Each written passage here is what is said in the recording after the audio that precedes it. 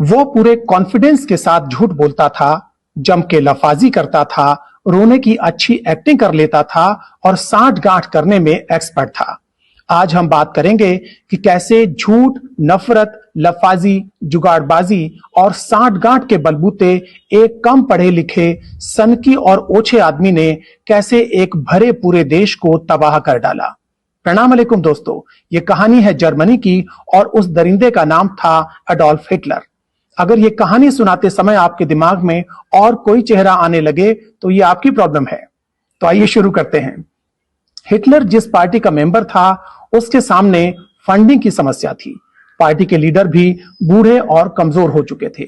ऐसे में अपने उद्योगपति दोस्तों से बहुत बड़ी फंडिंग का जुगाड़ करके हिटलर ने पार्टी के पुराने नेताओं को साइड लगा दिया और पार्टी का सर्वेसर्वा बन गया।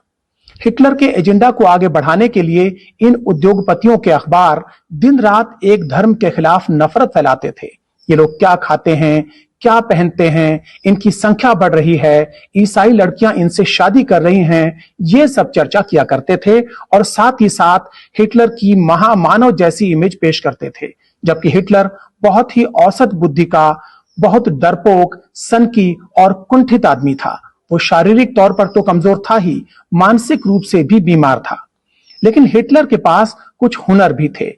वो सफेद झूठ, लफाजी, नाटकबाजी और साठ गांठ में एक्सपर्ट था। वो हाथ हिला हिला कर, आंखें नचा नचा कर भाषण देता था, जिनमें तथ्यों के बजाय झूठ और बतौलेबाजी भरी होती थी। हिटलर हर पुरानी अच्छी चीज को नापसंद करता था। वो नया जर्मनी बनाने का नारा देता था। सब पुराने नेताओं को लगातार कोसता रहता था। पुरानी संसद में आग लगवाकर उसने संसद भी नई बनवा ली थी। और एक दिन संविधान को बदलकर वो एक साथ देश का चांसलर और प्रेसिडेंट यानी प्रधानमंत्री और राष्ट्रपति एक साथ बन गया। हिटलर ने अपने बारे में प्रचार करवाया कि उसकी ऑफिशियल शादी नहीं है, परिवार नहीं है, वो खाएगा तो किसके लिए। लेकिन वो खाता भी था और अपने दोस्तों को खिलाता भी था। मीडिया उसके बारे में कहता था कि वो बहुत कम सोता है, बहुत कम भोजन करता है और पूरा समय जर्मनी के हितों के लिए काम करता है। जबकि उसका ज्यादातर समय साजिशें करने में, मेकअप करने में, फोटोशूट करने में और भाषणों की रिहर्सल करने में बीतता था। हिटलर शाकाहारी था लेकिन हत्यारा था। उसे सजने संवरने का और अलग अलग पोज में तस्वीरें खिंचवाने का बहुत शौक था। वो बच्चों के साथ फोटो खिंचवाता था, लेकिन उसने लाखों बच्चों की हत्या करवाई या उन्हें यतीम बनवा दिया। और अब हिटलर का अंजाम। अपनी हार नजदीक देखकर हिटलर ने अपनी प्रेमिका समेत खुदकुशी कर ली।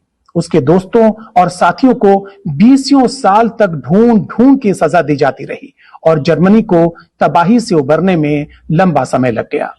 हिटलर की कहानी हमने आपको इसलिए सुनाई ताकि आप और हम मिलकर उस दरिंदे को लानत भेज सकें और फिर किसी हिटलर को पनपने न दें।